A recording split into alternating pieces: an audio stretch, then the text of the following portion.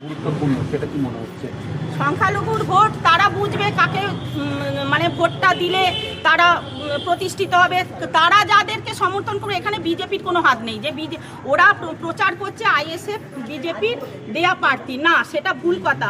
মুসলিমরা ওদের দলকে মানে কাকে জেতাবে সেটা ওদের সিদ্ধান্ত পুরো, এখানে বিজেপির কোনো কথা নেই। লক্ষ্মী ভান্ডার থেকে যুবসাথী একাধিক প্রকল্প উন্নয়নের প্রকল্প ঝড় তুলেছে শাসক দল।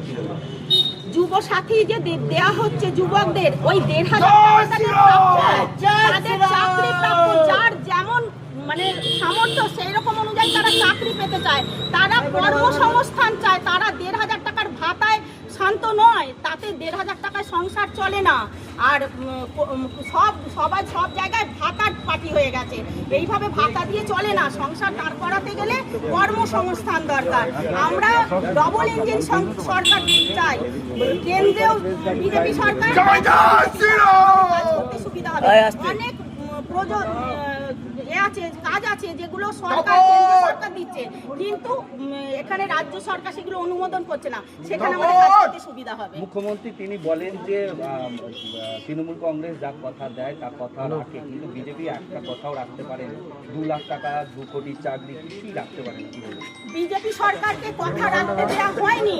বিজেপি সরকার কোনো ধর্ম বর্ণ নির্বিশেষে সবার জন্য কাজ করে, কিন্তু এখানে লাগু করতে দেয়নি এই রাজ্য সরকার। তার জন্য মমতা ব্যানার্জি অপরাধী। এই গরিব মানুষগুলোকে কেন্দ্রীয় সরকারের এগুলো যোজনাগুলো পেতে দিচ্ছে না, এর জন্য কে দায়ী?